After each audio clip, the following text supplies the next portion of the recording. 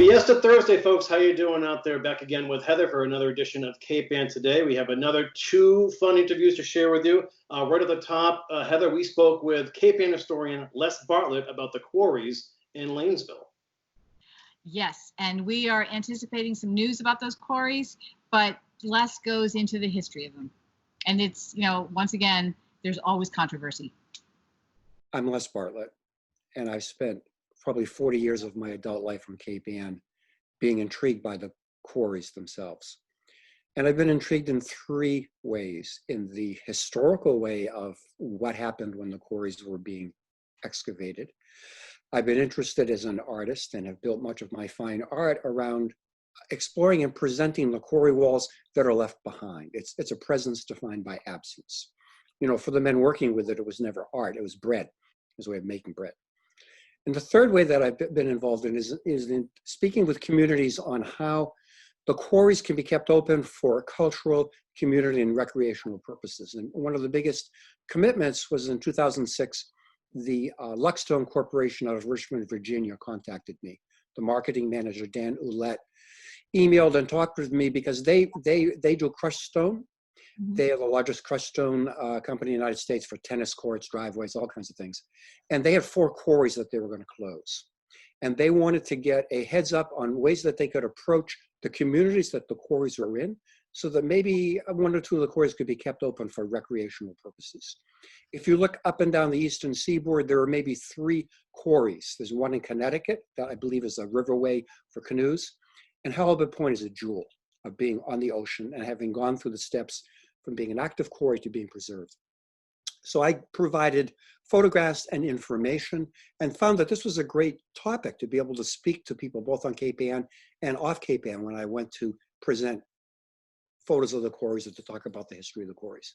So the purpose today is that we're at this point where we love our quarries, we love going to them, we welcome people coming to them, and we're concerned about the ways that the quarries are treated. So I wanted to bring a few of the historical perspectives and the facts that I hang out with that might provide something to indicate that really we're stewards for these quarries. It's not just an intellectual idea, who should have access to them or not. We are living stewards of what's been left behind. So the first thing I have to say, something really simple, is that we look at these quarries and speak of them as being natural beauties, natural landscapes. There is no such thing. Quarries do not exist. Quarries. Can I ask you a question? Sure. On that note, when we look at pictures of all these men working in these quarries, they're dry as a bone. And now, as we know, they fill up with water. How are they keeping that water away before? Yeah. So let me attach to that. In the very beginnings, when the quarries were simply small quarries along Pigeon Cove, in your backyard, you're out there, mom and pa's out there, and you're digging, and Corey's your son out there with a bucket, and you're digging the granite, and you're taking water out by a bucket, right? By hand buckets. They didn't have pumps, right? So that limited what people could do until the steam pumps came into existence. Now we look at a quarry being completely filled. In point of fact, when you look at the old pictures, if you look, you'll find pools of water here and there because they would pump out only from where they were working. They didn't have to worry about where they weren't working, so you'll find various depths in the quarries as to how they're being pumped. Okay? But they were actively pumping water away. Oh, yeah. Okay. Yeah. In Lanesville, there are still over toward Shipbells Lane and a lot of the streets going off down to the ocean, there are still clay pipes where they were draining water out of the quarries. Mm-hmm. It's part of what we have lost, which is the hydrology and the knowledge of the men working in the quarries of how to route the water around. Okay? But behind all of this is, if you look, and there's a graphic I sent you of a famous Mason map of Gloucester, 1830, 1831. You'll see lots of fruit trees, you'll see marshland, you'll see roads, and nothing that looks like a quarry at all. It's only in maps by you get into the 1860s, 1870s, that maps actually now start to find a different type of cartography to indicate a quarry. Okay? And so not only was there no such thing as a quarry, it was the province of men, not women, but men, businessmen with big machines destroying the landscape of Cape Ann to dig a quarry. It was an amputation. The vegetation was stripped away. So that's that residue is there, that reverberates, that unknown quality, all right, where we now see beauty, where the resilience comes back in. Behind it is a great scarcification of the land, destroying all the trees, destroying everything, and and it's come back. And you're right, the water has filled up. So with the quarries starting to appear in the 1830s, 1840s, there starts to be this fascinating thing of who are the people that talk about the quarries. Because the businessmen who are living in Boston are just getting the stone shipped out. They're not waxing poetry. And it takes, there are two keynotes here. In 1830, an English woman named Helen Martineau, who was a feminist, a writer, she actually sold more books than Charles Dickens, comes to the United States. For 2 years she travels, does a book called Society in America. And she comes down the seacoast from Boston down through Swampscott to Marblehead, coming back through Manchester. And she drives around Pigeon Cove in the back shore in 1830 and talks about piles of granite all over the place. Okay? It's the first written reference by a woman. The next major marketing piece is in 1884 when Ellen Day Hale comes out of Boston with some of her art friends. They've come out to renew their spirits. And it's a junket that's underwritten by the Rockport Granite Company because there's this balance of one paragraph of art and one paragraph of statistics. Okay? And there's this amazing moment called A Giant Made Prisoner. And I sent you a graphic. The graphic is, it's a wooden etching of a giant dynamiting taking place on a face of what we would see as a quarry. There's a great deal of artistic liberty. All the men are standing right below where the dynamite and the rock is being blasted. And the article speaks to how Bessie is really uncomfortable. She said, they've come to this beautiful winter landscape in New England, and it seems like they've left it all behind, and they've entered a world, a primeval world that has nothing to do with human knowledge or human experience. And it's eerie and it's scary, and yet it's being tamed because the dynamite, the machines are there to make it knuckle under. Right? So in all of the considerations about what is to be done with the few quarries that are left open on Cape Ann, there is this wish to knuckle under to a thought, to knuckle under to a campaign. And in 1940, I haven't been able to find my way back to the original, but there was an article in the Boston Sunday Post that said the best swimming holes in Massachusetts are free, and they cost $1 million. And it's a lengthy article about, in 1940, driving your car by the drawbridge to come to Cape Ann, knowing that the neighborhood would welcome you to park the car on their lawn and take your picnic up to the quarries and have a good time and come back. Okay. And did the neighborhood welcome them? Do we know that? Oh, they were welcomed. Yes, it was a point of civic pride in Lanesville, in Annisquam, in Pigeon Cove, that people could do that. We're not talking parking areas, we're talking individual lawns. In 1940, there were still a lot of quarries that were more open, that weren't privatized. Yeah. So the historical side that comes back is, okay, well, what's the difference here? Okay, because we've got this quarry experience of the water. What's it like? Because part of the junction now is what residents of Cape Ann, residents of Lanesville versus guests from off Cape Ann. Right. So now we're facing this whole new issue. Yeah. Not a new issue around quarries. First of all, no one's coming to a quarry to commit murder. There are accidental things that happen that aren't good. People are coming to enjoy this mystery. Like I said, I've seen people walk within 1/10 of a mile and turn around and leave. Okay? Other people, it's a rite of passage. Yeah. And so what's it all about? Well, historically, back when people first started to come as tourists to Cape Ann in the 1840s, it was ministers who came. And they came to, yes, to enjoy the waters. The quarries weren't really going there. They enjoyed the ocean because they were going back to the city to tend to the people who couldn't leave the city circumstances, who didn't have a chance. Mm-hmm. So from my viewpoint, Cape Ann at that point is a point of privilege. It's a point of pilgrimage. Mm. There's the story of a Native American chief from the Great Lakes comes, dips his hand in the ocean of Pigeon Cove, touches it to his lips, and he says, "It is salt." He's come to the end of the land. What's left is old ocean. Mm. And with the quarries filled up, we're talking about what is the experience of water in this island? Well, all of that changes once we become a tourist destination. We become a destination, not a pilgrimage. And with the 128 bridge, the influx of traffic is huge. It's Right. just huge. So the kind of problems and approach that we're having now to the quarries, which have mixed feelings attached to it, of ownership or not, or it's ours and nobody else should be there, is because there's a great allure of mystery to the quarries. I mean, when they close in 1930 and they start to fill up, everything gets thrown away. It's like it's a chapter that's closed. No one wants to think about it. You know, I mean, the fathers that worked in it, the grandfathers that worked in it, nobody wants anything to do with them. And it didn't matter that people wanted to come to swim. It was an unusual event that people wanted to do that. As they become more privatized or closed off, there is this fascinating issue that people want to come to the quarries. No one wants to come to the quarries and cause trouble. Things happen because it's out of control and out of hand. Okay. I don't know what else to say. I just want to point out that it must have been incredible. The landscape must have looked so drastically different, because when you just walk through the woods around here, you see the rubble that was left by those quarries. I mean, Sure. it's everywhere, like Well, literally rubble. The first big alarm that went up around the quarries was in 1886, when they did an insurance balloon. It's out on the internet, from Pigeon Cove looking over. There are no trees.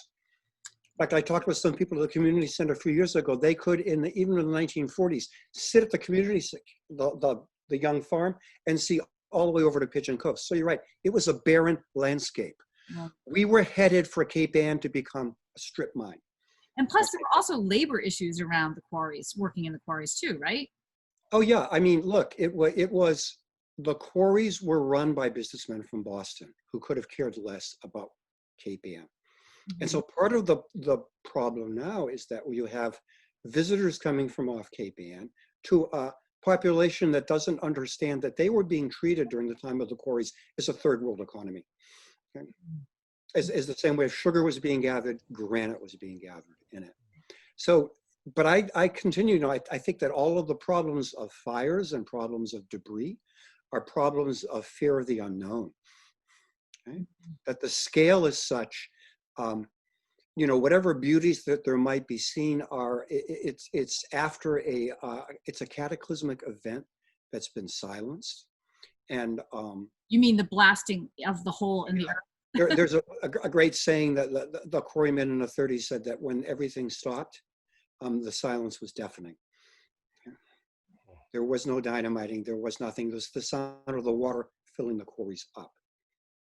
But it was so noisy back then that they couldn't bear it when it was quiet. But now we have the noise of people coming in from all over, right? And many are ritualized to come every year and want to come back, just as they come to the public beaches and want to come back. So there's an opportunity here for the quarries to be looked upon as a great community resource, and for the community to be able to take steps in concert with the city and the population of Cape Ann to keep it as an open event. But there will always be this sort of shadow of trouble maybe around a quarry. Is this what you're saying? And that still exists, that all that water, it's so deep. Sure, Right? and look, there's always going to be someone who's going to want to jump off a rock that you really shouldn't jump off of, right? And you're going to get hurt. I was reading an article, Barbara Urkel describing her childhood. They did what was called shore running. They would run from Lanes Cove to Folly Cove on the just below high tide on the wet rocks, and never stop and never look back. Who would do that now? First, you can't. Yeah, right. And so the quarries have that allure of dare attached to them. And so many things like a graffitiing of the walls. Well, you know, we all like to think that we're going to have something left behind us as a legacy. And it's not a good thing to do in the quarries. But when you look at the geological scale of how long the granite has been here, we're about a minor scrape, a minor irritation. Corey, what do you got on the quarries? Yeah, Corey, what's your query on the quarries? Yeah, I haven't been in a while, but I mean, every time you're there, you're fascinated by your surroundings, and it's always been a mysterious spot for locals, which has always surprised me. I mean, as far as there is always this allure from the out of towners to come here. it's amazing how many people born and bred here have no idea how to find them or what to do once they're there. You know, I have to add in one little piece here. When Barbara Urkula does her Hammers on Stone book, at the front, there's this page of almost like childlike scrawled out quarries of Cape Ann, all right? Better maps have been done. But the point of that is that those shapes that she drew with a pencil are the exact shapes of the quarry. And she did that because she walked them enough to know the outline. So I think the message is, it's easy to talk about what should or shouldn't or could or couldn't be done. Take a pencil, take a piece of paper, and draw the outline of Vernon's quarry for me and see if it matches Barbara Urkula's. Draw Halibut Point, draw Nelson's. That's called boots on the ground. That's called living the experience. So pretty amazing stuff. I've gone to the quarries for years, and there's always been the same issues that have arisen, but the community's always taken care of it. It's such a gorgeous spot to have. I can't reiterate enough how many locals don't know about those secret spots. Now we're going to see how things play out for the rest of the summer. But always interesting stuff from Les. He had a million stories about the quarries up there, including the history of James Vernon and Vernon's Pit, that maybe we'll do something supplemental in the future, perhaps a timeline. I'm actually talking to Cape Ann Museum about that now. That would be good. And you know, Les had told me, not in this interview, but before, that like in the early 90s, every tea stop in Boston had a sign telling people how to get to the Gloucester quarries. Wow. How about that? It was publicized all over the city. That's amazing. Right. So you may not have known, or maybe Gloucester kids didn't know, not all of them, but the people of Boston knew how to get here. Good point. All right. You also had a fascinating conversation with Eric Mitchell of Pathways for Children. Yes, I did. We wanted to talk about child care centers reopening because they are reopening under phase 2 of the governor's orders. And Pathways is such an important resource in this city for child care. Infants to 10 years old, I believe. And Eric had a really touching conversation about that community, that Pathways community, and how hard it's been to be on Zoom and be remote with each other, that the teachers can't wait to see these kids again, and the kids can't wait to get back, and what they're doing to get there. But mostly, he really talked about the heart of Pathways for Children. It's a great program. They've also started, right away, as soon as COVID emerged as an issue, they started a fund for their families. So that fund can still be donated to. Here's Eric Mitchell from Pathways. Let's start by talking about what Pathways for Children has been doing to support their families for the past 3 months. So do you want to just open with that? Sure. Let it say that our last day in the building was Friday the 13th. You know, we remember it like it was yesterday. It was, you know, here comes this pandemic, and the guidelines came down and it said, you know, that child care centers were closing. And so we closed on that Friday thinking that we would be back in a few weeks. And that has turned into several months. And what we quickly realized was that our short-term plan, we had a plan for what to do with a skeleton crew working from home. We did not have a prolonged work from home plan, which we quickly had to put together.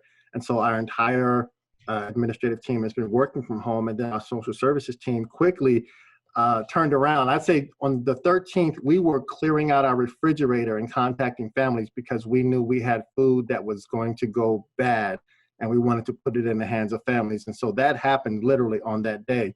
Our staff got emergency support gift cards that we generally have on hand, and really connected with families to put all of the resources that we had in the hands of families at that time.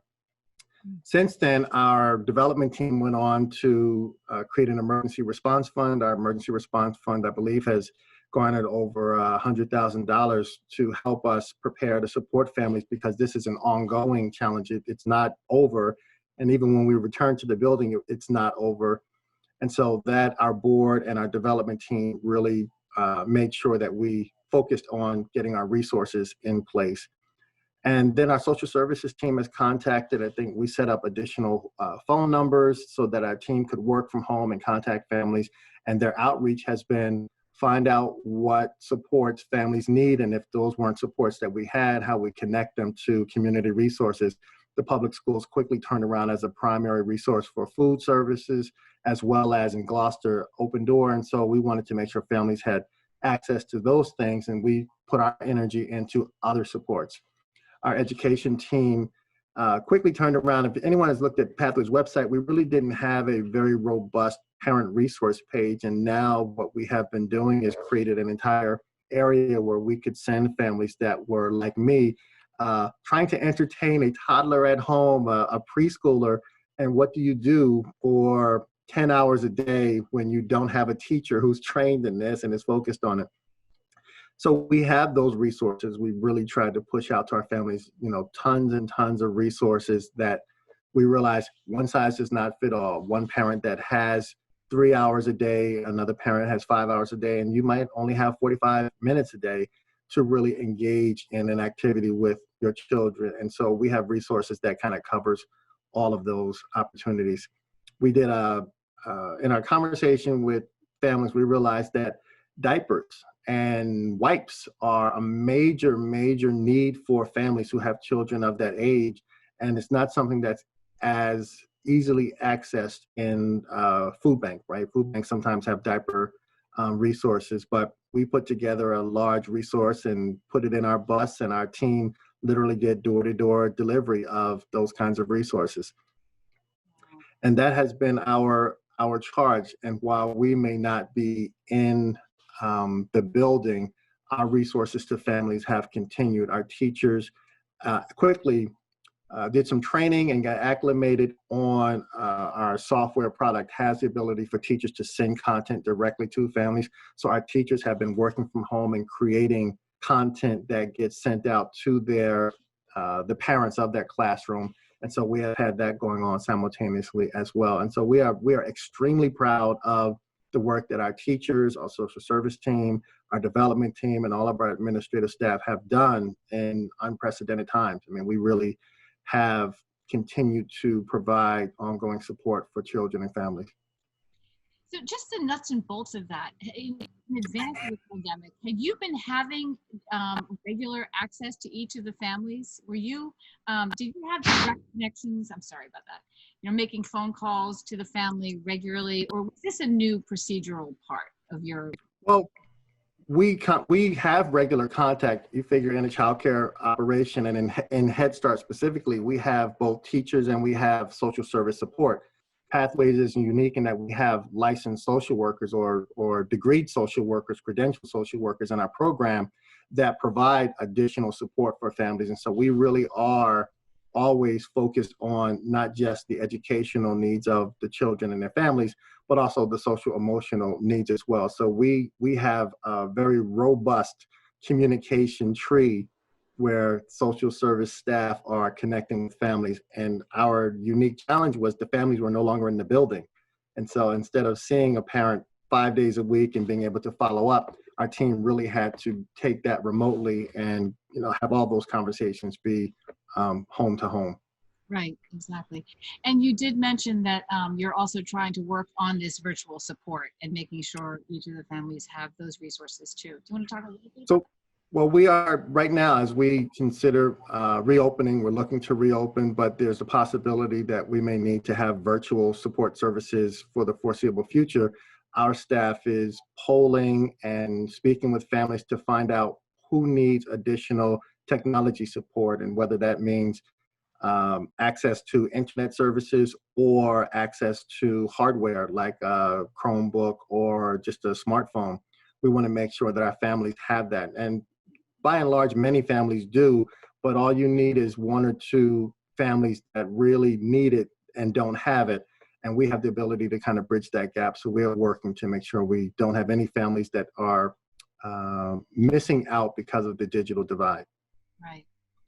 Well, let's talk about the reopening. The governor has said that child care centers can start reopening under phase 2, and there are all sorts of guidelines. Do you want to talk about how that's been for you getting ready?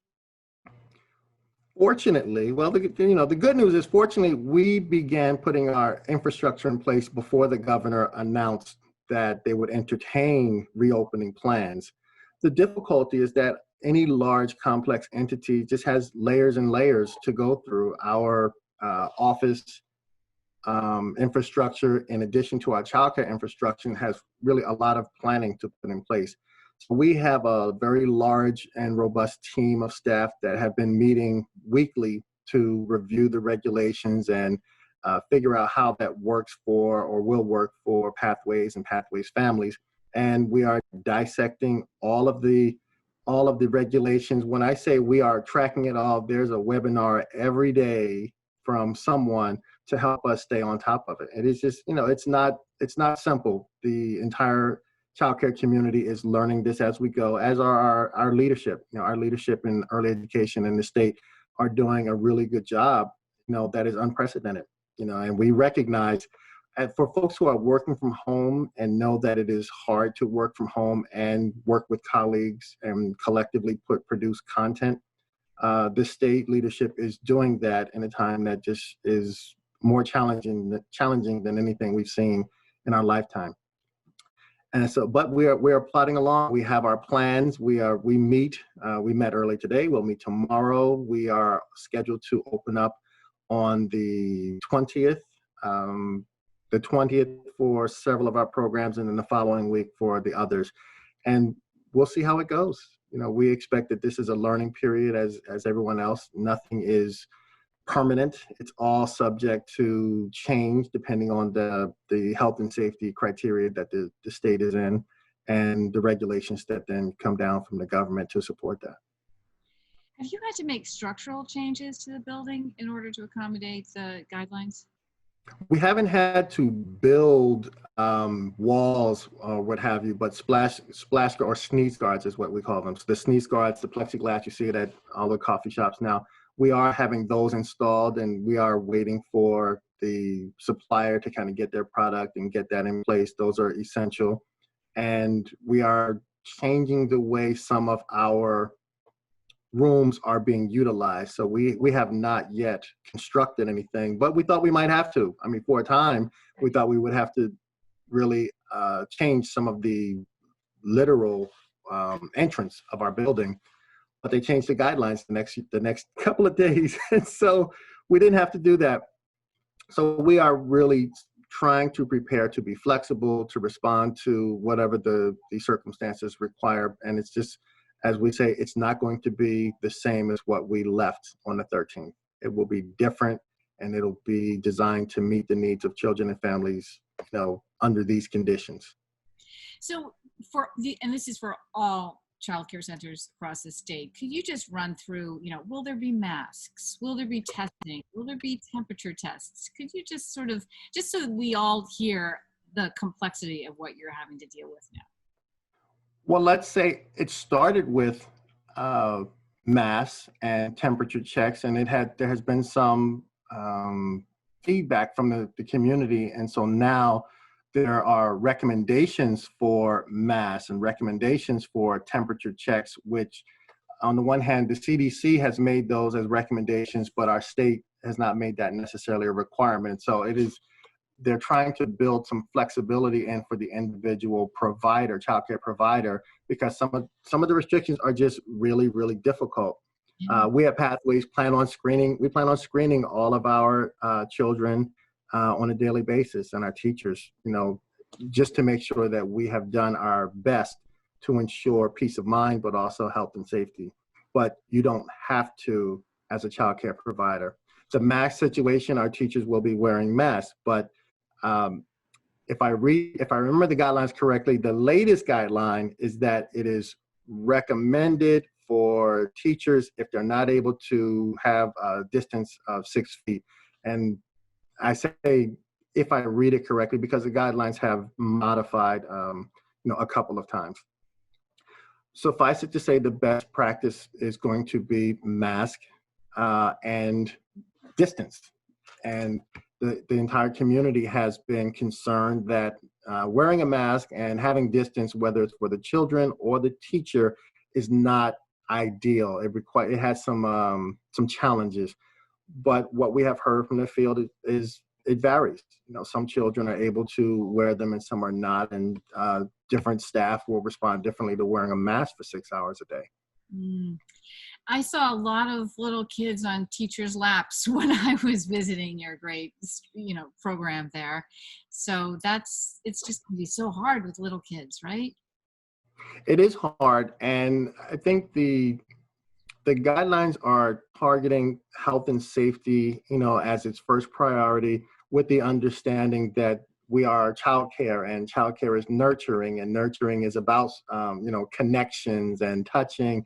And they really are asking us as providers to do our best, within the context of a classroom environment. It's just not that as they say, they're not going to come around and police whether or not a child got a hug Right. because they were crying. But we really want to make sure we will be providing some outerwear for our teachers so that, we can ensure that if they need to change out of something, they can change out of something. Additional cleaning is going on. I think before we open up, we have a company to come in and do a really extensive deep cleaning, which we have done already. We did a massive cleaning after we got out of the building, and we've had limited staff in the building for probably about 4 weeks. We had no one in the building. The building was really just kind of off limits. And as we are beginning to ramp up, we have some limited access to the building and another deep cleaning coming before we open up. And the entire community is learning it as we go. Mhm. The best that we can all do is try and understand the guidelines, err on the side of safety, and use our resources to get through this period, because right now our thinking is this is a summer plan. Whether it changes a lot come September remains to be seen. We don't necessarily expect it to, because we think that without a vaccine, we always have to be mindful of this. But some of the guidelines may shift in one direction or another, and we all need to be mindful of that and have flexibility. And I think we are. I think we are very well prepared to reopen successfully, and reopen with the level of service and energy and care that we have always had. Our staff are ready to go. Our teachers really want to be back with their children. They want to see one another. Fortunately, we have Zoom and other ways of connecting, because it has been very challenging for folks who are in the industry to care for others. It is very hard to not have contact with them for 1, 2, 3 months, 4 months. I mean, it's been really challenging, I would say. I'm sure. I mean, when I visited your hallways, it was the emotion and the joy was just really palpable. So I can understand that this is a big loss. I wanted to ask you, because I got to see those fifth grade. No, they were the last kids in the Pathways program. They were going off to the sixth grade. So were they fifth graders? Maybe? Well, they were 11 and 12-year-olds, so whatever grade that is. They would be graduating out of the Pathways program. And I think that people talked about that always being sort of a stressful moment for those kids, because they've been, many of them had been in that program since infancy almost. Any idea how those kids are doing? I do not know, but I know that our staff have been in contact with all of our children, have, really been in contact with their staff. It's hard to keep teachers away from children, and there is no substitute for seeing folks in person. And even staff who have communicated by Zoom are relieved to finally see folks in person when you finally get that opportunity. It is just, it's really touching. When we had our first large scale Zoom meeting and you had people who hadn't seen one another for weeks, I mean, it's really, you can't have a meeting, you just have a reunion. And we expect the same thing with our children. I mean, our teachers really, really, really care about the children and families that they work with. And it is, it's an understatement to say that they miss working with them and seeing them. And so we think that will be a large part of what we experience. And when we had our first few classroom visits where the teachers put together classroom curriculum and Zoomed with families, the entire time it's just, the children want to reach out and touch the teacher. They just want to say hi, spend 10 minutes just saying hi and smiling and trying to figure out this new technology. And so it is, it's difficult for everyone. I mean, we are about relationships and connection, and we are absent our usual relationships and connection during this time. But we are adjusting, we are adapting. We will make this work to our benefit in the long run. Well, I have one more question, and I'm asking this because I know everyone is asking across the country about this. School buses. You bus a lot of your children, right? So, and We we're do. going to be looking towards the fall to see how school systems will be managing that. So, how are you addressing the school buses? Well, we are delaying a decision on how to do it. Our transportation manager, we discussed a plan to transport families, but it is so complicated. I'll give you the answer and then I'll tell you why. The answer is we're not going to transport families this summer.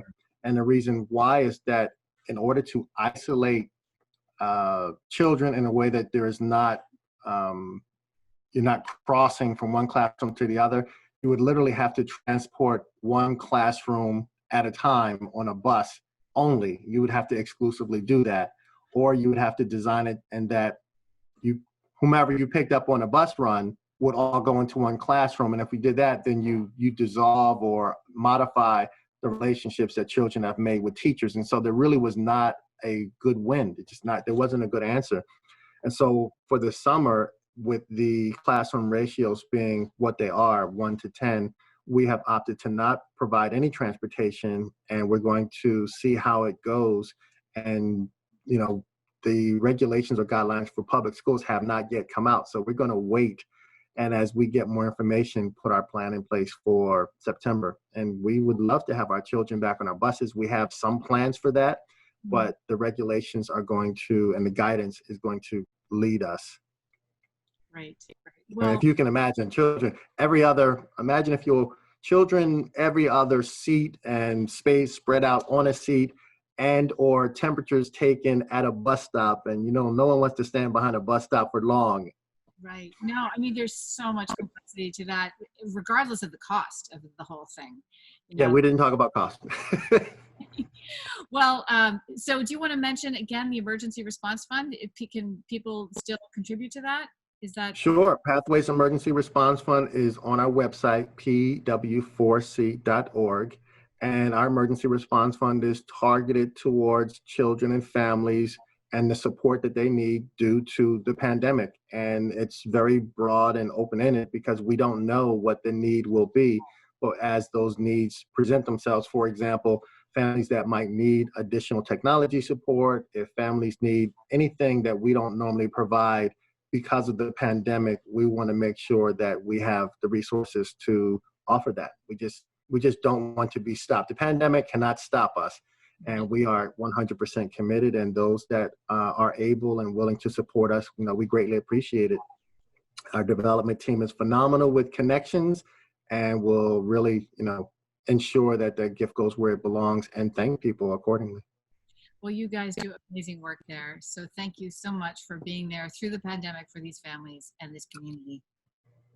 Well, thank you very much. Thank you for having me. And, we are here for the community, going on over 50 years. And so we want to make sure we're here for another 50. So we will be catching up with Eric in the future, in maybe about a month, to find out how the summer program is going and what they are foreseeing in the fall.